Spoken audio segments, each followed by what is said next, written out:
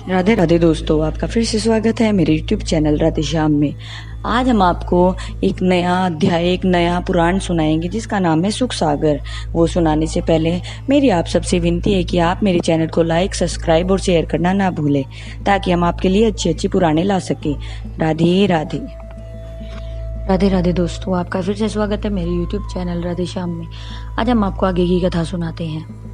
हे शिव शंकर जी, आप इस दिव्य रथ पर बैठकर इस दिव्य धनुष बाण को लेकर इससे शत्रुओं का संहार करो।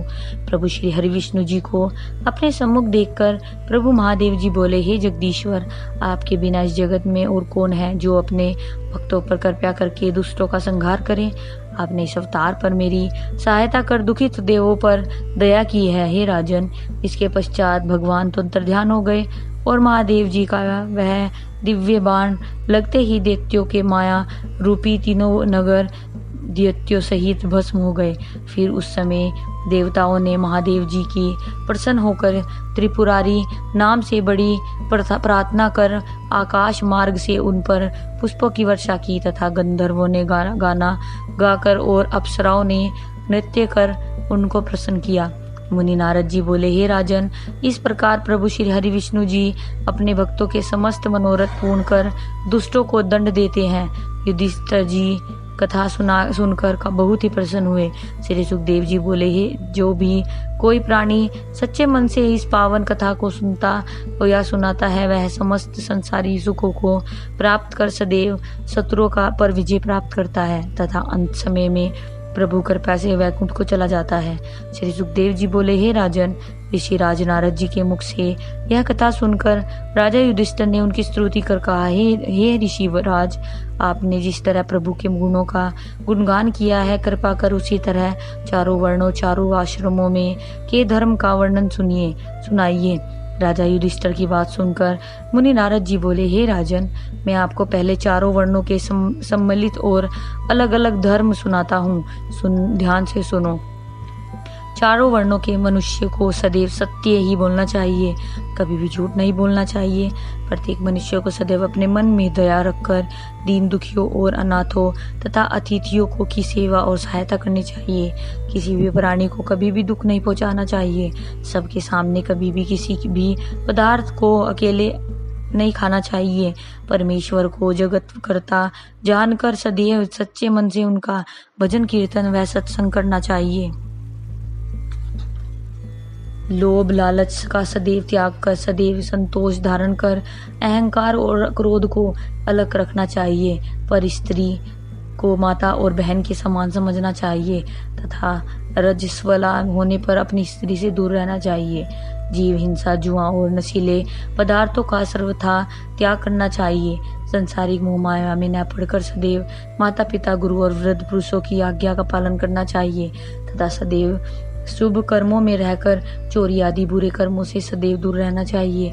हे राजा युधिष्ठिर, जो गृहस्थ इन नियमों का पालन नहीं करता, उसे पशु से भी बुरा समझना चाहिए।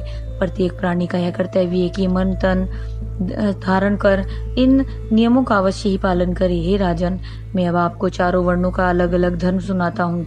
ध्यान से सुनो।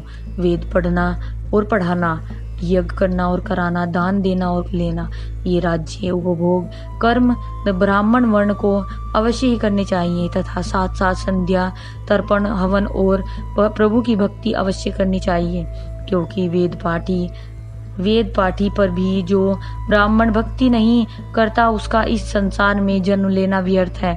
इसलिए केवल ब्राह्मण ही नहीं, चारों वर्णों और चारों आश्रमों में अवश्य ही नियम पूर्वक प्रभु की भक्ति करनी चाहिए।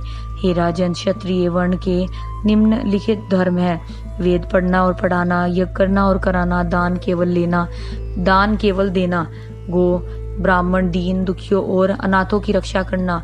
हे राजन, वैश्यों में के नियम निम्नलिखित कर्म है: खेती करना, व्यापार करना और वस्तु लेकर बेचना, विद्या पढ़ना और नम्रता धारण करना, दान देना, यज्ञ करना। हे राजन, शूद्र वर्ण के निम्नलिखित कर्म है: विद्या पढ़ना, सेवा, धर्म और शुभ कर्मों से धनोपार्जन करना। हे राजन, मैं अब आपको स्त्री धर्म का वर्णन सुनाता हूँ। ध्यान से सुनो। अपने पति और सास ससुर की सदैव तन मन से सेवा करें, उनको कभी भी अपशब्द या कठोर वचन नहीं कहने चाहिए। सदैव अपने स्थान को पवित्र रखना चाहिए। सदैव सत्य बोलना चाहिए और लोभ नहीं करना चाहिए। प्रभु की कृपा से जो भी वस्त्र आभूषण मिले उन्हें ही में संतोष रखकर सदैव खुश रहना चाहिए। वृद्धा कभी किसी के घर न जाकर पतिव्रत धर्म की रक्षा करनी चाहिए। कभी स्वप्न में भी किसी पर पुरुष की इच्छा नहीं करनी चाहिए। विद्या पढ़ाना और प्रभु की कथा सुननी चाहिए। सदैव अहंकार और क्रोध का त्याग करना चाहिए।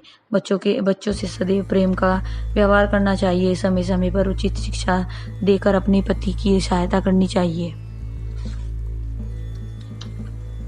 हे राजन, ये समस्त उपरोक्त धर्म सुहागिन स्त्री के हैं। सदैव प्रभु के भजन में मग्न रहना। जिन पदार्थों से काम की उत्पत्ति होती हो ऐसे पदार्थों का कभी भी सेवन नहीं करना चाहिए। श्रृंगार नहीं करना चाहिए।